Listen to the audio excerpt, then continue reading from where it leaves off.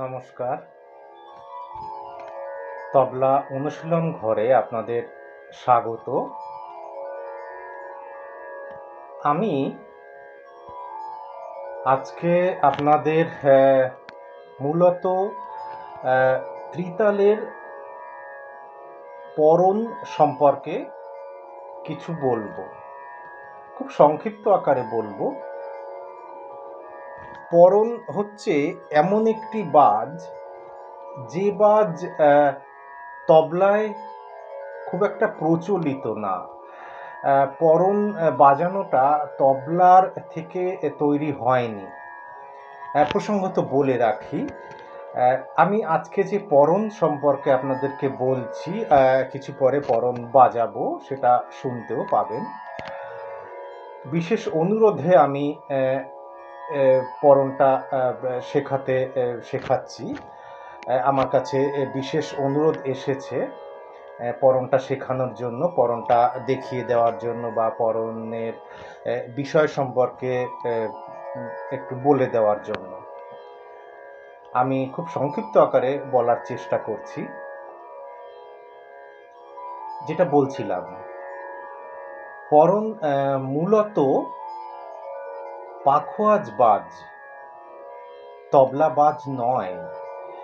কিন্তু পাখোয়াজের বেশ কিছু বোল বাণী রয়েছে, যেগুলো শুনে আমাদের খুবই ভালো লাগে, আমরা খুবই উৎসাহিত হই। তো আমাদের তবলার বিষয়ের যারা অনেক পণ্ডিত ব্যক্তি, যারা প্রায় তবলার বোলবাণী সৃষ্টিকারী অনেক বড় বড় মাপের যে মানুষজন, আমাদের শ্রদ্ধেয় ব্যক্তি, তারা সেই পাখোয়াজের বোলবাণীকে তবলার মতো করে আমাদের কে বাজানোর জন্য উপহার স্বরূপ আমাদেরকে সেরকম তার প্রকাশ করে দিয়েছেন। তো আমরা পরস্পরভাবে শিখে সেইভাবে আসছি, বা আমার পরেও যারা শিখবে তবলা, তো তারা তো শিখতে পারবেই। তো যেটা বলছিলাম,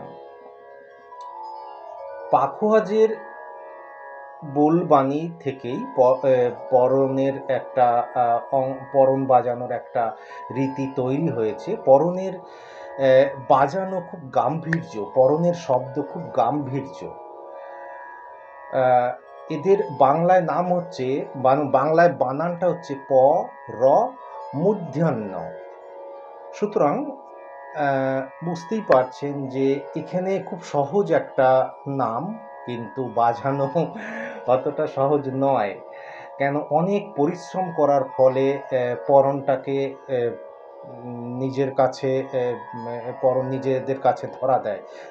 তো যেটা বলছিলাম, পরন বাজাতে গেলে যেটা প্রয়োজন, সেটা হচ্ছে খোলা একটা বাজ। মানে আমি যাই বাজাবো, বাজানোর প্রতিটা অক্ষর যেন খোলা হয়, উন্মুক্ত হবে। কোনো চাপা শব্দ পরন পছন্দ করে না, তাহলে সেটা পরন বাজানোই হলো না। এখন কথা হচ্ছে, পরন আমাদের কত প্রকারের, কি প্রকারের পরন? মূলত ধরুন 3 প্রকারের: গত পরন, বোল পরন, আর তাল পরন। তো এখানে পরনকে আরও অন্যান্যভাবে ব্যবহার করা হয়। যেমন পরনকে শিব স্তোত্র রূপেও ব্যবহার করা হয়, গণেশ স্তোত্র রূপেও ব্যবহার করা হয়, বা অন্যান্য আমাদের যত ধর্মীয় রীতিনীতি রয়েছে, বা ধর্মীয় যারা আমাদের মানুষজন রয়েছেন, তাদের মানে কি বলবো, ধর্মীয় যে ধর্ম রয়েছে আমাদের, সেই ধর্মের পথ অনুসরণ করেও পরনকে বাজানো হয়।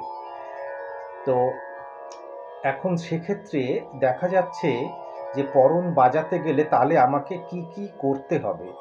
পরন বাজাতে গেলে মূলত আমাকে খোলা শব্দ ব্যবহার করে বাজাতে হবে। তার কারণ পরনের শব্দ গাম্ভীর্যপূর্ণ, গম্ভীর শব্দ। পরন গম্ভীর শব্দ ছাড়া পছন্দ করে না। আর পরনের বৈশিষ্ট্য হলো পরন একাধিক আবর্তনে বাজতে পারে। সর্বনিম্ন 3 আবর্তনে তো পরন বাজবেই, তেহাই হয়, পরনের শেষে তেহাই হয়। এবারে কথা হচ্ছে 3 আবর্তনের বেশিও পরন বাজানো হয়, কিন্তু তখন অন্য গতি ব্যবহার করতে হবে, অন্য লয় ব্যবহার করতে হবে। একই লয়ে 3 আবর্তনের বেশি বাজালে সেটাকে আর পরন বলা যাবে না। গাম্ভীর্যপূর্ণ শব্দ হলেও তাকে আর পরন বলা যাবে না। যদি 3 আবর্তনের বেশি বাজানো হয় তাহলে অন্য লয় ব্যবহার করতে হবে, অন্য ছন্দ ব্যবহার করতে হবে, তবেই তাকে পরন বলা হবে। তো এই হলো পরনের মোটামুটি পরিচয়। তো এবারে আমরা আসি যে পরনটা আমি আপনাদেরকে দেখানোর চেষ্টা করছি, শেখানোর চেষ্টা করছি, বুঝিয়ে দেওয়ার চেষ্টা করছি, সেই পরনটা কি। আমি পরনটার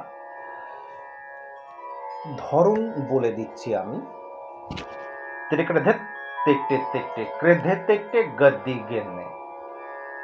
এইটা হলো পরনের মূল বক্তব্য। তাহলে কি বক্তব্য?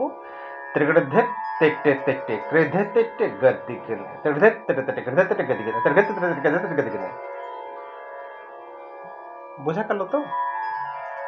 তো এই হচ্ছে পরনের মূল শব্দ। এইবারে আসছি আবর্তন এবং তেহাইয়ের প্রকৃতিতে। তেহাইয়ের প্রকৃতি হচ্ছে তাকেটে ধা নে ধা তেকটে কাত্তা গদ্দি ঘেন্নে ধা কাত্তে ধা। এই কথাটাকে পরপর 3 বার বাজবে। কি বাজবে? তাকেটে ধা নে ধা তেকটে কাত্তে গদ্দি ঘেন্নে ধা কাত্তে ধা। এই কথাটাকে 3 বার বাজবে। তাহলে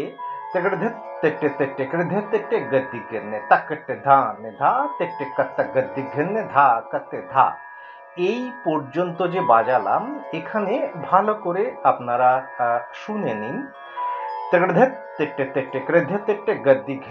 এই অংশটুকু একবার বাজবে। তারপর তাকটে ধা নে ধা তেকটে কাত্তা গদ্দি ঘেন্নে ধা কাত্তে ধা। এই অংশটুকু পরপর 3 বার বাজবে। আমার কথা বোঝা গেল?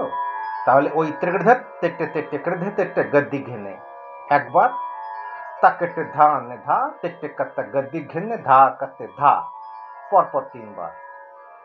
ওই একবারের সাথে এই 3 বার মিলে হলো একটি অংশ। বোঝা গেল তো আমার কথা?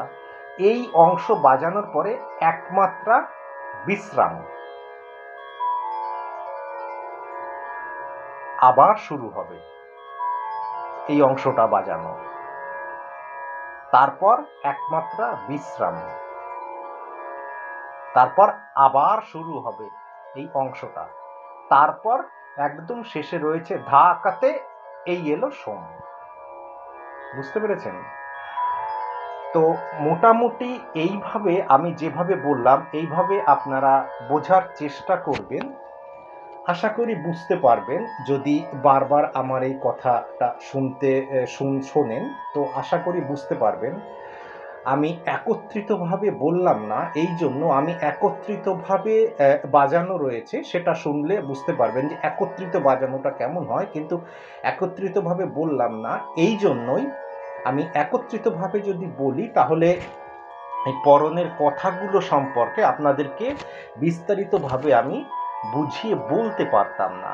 আমি তো একত্রিতভাবে এখান থেকে সোম থেকে শুরু করে এই পর্যন্ত আবার সোমে এসে দেখিয়ে দিয়ে আমি শেষ করে দিতে পারতাম, কিন্তু এর ভেতরের অন্তর্নিহিত যে কথাগুলো রয়েছে সেগুলো আমি বুঝিয়ে আপনাদেরকে বলতে পারতাম না। তো এই হলো পরনের মূল বক্তব্য, মূল কথা। আশা করি সবাই বুঝতে পেরেছেন। আবার শুনতে থাকবেন এই কথাগুলো, আমার কথাগুলো শুনতে শুনতে কথাটা আপনারা বুঝতে পারবেন। বলে রাখি, শুরুতে বলা হয়নি, এই পরনটা খুব বিখ্যাত একটা পরন, খুব প্রচলিত, খুবই বিখ্যাত একটা পরন, খুব সুন্দর একটা পরন। চেষ্টা করবেন সবাই।